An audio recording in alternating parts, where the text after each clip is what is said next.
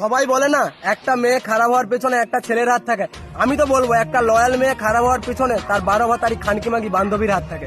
তার কারণ একটা মেয়ে তোমাকে মন থেকে ভালোবাসে, তোমার সাথে অনেকদিন সম্পর্ক চালিয়েছে, অনেক বছর সম্পর্ক চালিয়েছে, কিন্তু তার বান্ধবী তার বয়ফ্রেন্ডের সাথে দেখা করতে হবে, বলবে চল আমার সাথে চল। যে বলবে আমার বয়ফ্রেন্ডের সাথে যে ছেলেটা এসেছিল ওর সাথে প্রেম করবি, আমার একটা বন্ধু আছে তার সাথে প্রেম করবি, আমার এর সাথে প্রেম করবি, আমার বালের সাথে প্রেম করবি, সব সময় তাকে অ্যাপ্রোচ করতেই থাকে। বলবে আমি তো 4 জনের সাথে চলে কোথায় কিছু হচ্ছে না। আরে তোর বয়ফ্রেন্ড কিছু জানতেই পারবে না, দুদিন কথা বলে দেখ, যদি না ভালো লাগে কথা বলতে হবে না। তোর বয়ফ্রেন্ডকে কে বলতে যাচ্ছে, তোর বয়ফ্রেন্ডের ঘর তো অনেক দূরে, সে তো জানতেই পারবে না। আর এমন ভাবে ঠিক একটা মেয়ে কথা বলতে শুরু করে, কথা বলতে বলতে ছেলেটার থাকে এবার লুকোতে শুরু করে। আর একটা মেয়ে যখন একটা অন্য ছেলের সাথে কথা বলে সেটা মেয়েটার ব্যবহারেই বোঝা যায়। বাট মেয়েদের বুদ্ধি আটুতে থাকে, এমন এমন কাজ করে, ছেলেকে ব্লক করে ফোন করবে, ফোন করে বলবে যে বাবা ফোন করছিল, রাত 12টার সময় বলবে যে মাসি ফোন করেছিল তাই অন্য করে ব্যস্ত ছিল।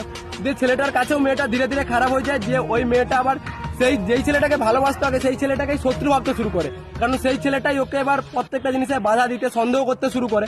দিয়ে ওই মেয়েটা এবার অন্য একটা ছেলের সাথে যখন দেখা করে যখন ওর সাথে কিছু শারীরিক কিছু করে নেয়, করার পর তখন মেয়েটা আগের যে ছেলেটাকে ভালোবাসতো তার সাথে ব্রেকআপ করতে চায়।